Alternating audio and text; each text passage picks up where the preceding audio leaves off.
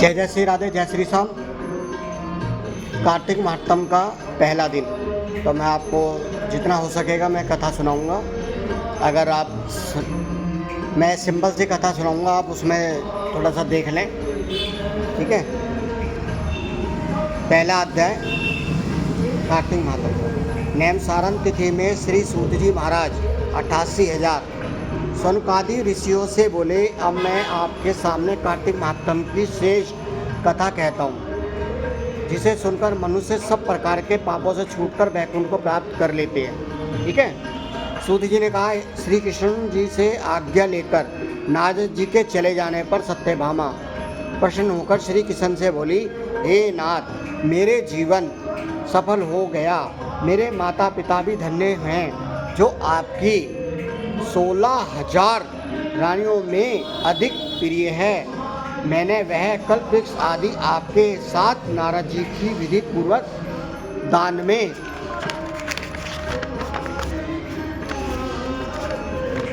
दे दिया, ठीक है। परंतु वही कल्पवृक्ष मेरे घर में सदा लहराया करता था, जिसकी बात को मृत्यु लोक में कोई भी स्त्री नहीं जानती। हे स्वामी, अब मैं आपसे पूछना चाहती हूँ, सो विस्तार पूर्वक कहिए, जिसे सुनकर मैं अपने हित कार्य करूँ, जिसके करने से कल्प आगे, जैसे ये कलयुग है इसमें, ठीक है, आप मुझसे बेहिचक कहिए। सूत जी ने कहा, मैं कहता हूँ। सत्यभामा के ऐसे वचन सुनकर, सत्यभामा पूछ रही हैं कि सत्यभामा के ऐसे वचन सुनकर श्री कृष्ण जी ने हंसते हुए सत्यभामा की बाँह पकड़ कल्पवृक्ष के नीचे गए और बोले, हे प्रिय, 16,000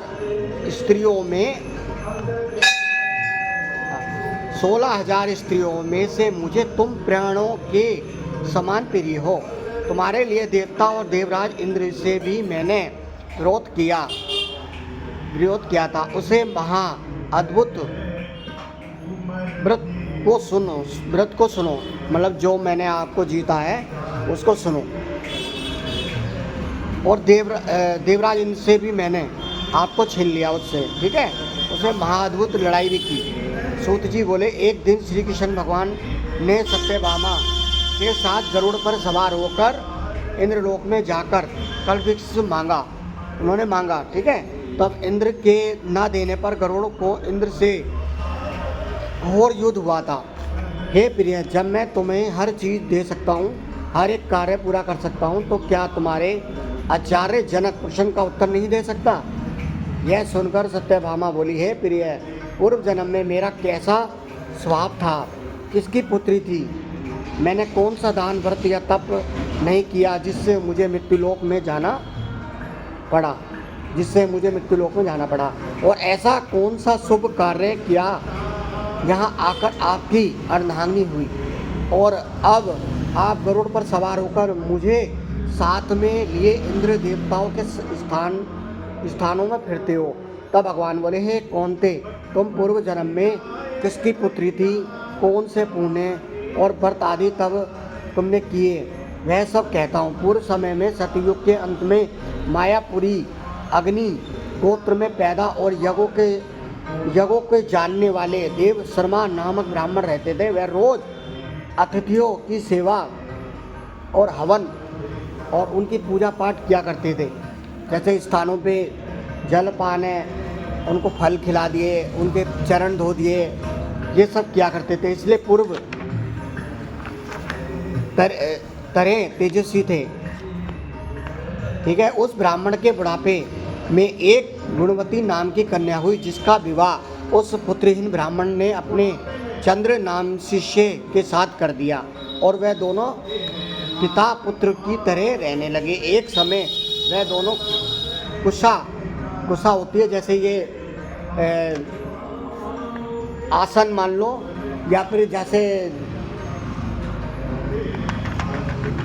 श्राद्ध में कुशा होती है, शुद्ध होती है। कुशा एक सबसे बड़ी शुद्ध होती है, तो उसको ढूंढने जंगल में गए। हाँ, तो दोनों पुत्र पुत्री की तरह कुशा, एक समय वह दोनों कुशा और समधि समाधि लेने के लिए वन में गए, मतलब कुशा भी ली और समाधि भी ली। वन में हिमालय की तट पर पहुँचे तो उन्होंने एक राक्षस को अपनी तरफ आते देखा, जिसके भय से उनके शरीर जो था उनके अंदर अग्नि प्राप्त हो गई, ठीक है, शीतलता, और फिर एकदम अग्नि कम होने के चक्कर में कम हो गई, जिसके भय से उनका शरीर शीतल हो गया और उनसे भोगने की शक्ति भी नहीं रही, उनसे भागने की शक्ति भी नहीं रही, मतलब जो इतना शरीर हो गया, दोनों के भोगने की नहीं रही। राक्षसों ने दोनों को मार डाला। उनके धर्मात्मा होने के कारण मेरे प्रसाद उनको बैकुंठ में ले गए, और क्योंकि उन्होंने आजीवन सूर्य की पूजा की थी, इसलिए मैंने दोनों पर अति प्रसन्न हो। जब वो दोनों विमान पर चढ़े हुए सूर्य के समान तेजस्वी रूपवान चंद्र और माला धारण किए हुए बैकुंठ में गए, तब मेरे पास देव भोगों के भोगने लगे, तब वो बैकुंठ को चले गए। इसका अध्याय कल होगा दूसरा। पहला अध्याय समाप्त। बोलो कार्तिक महात्म की जय।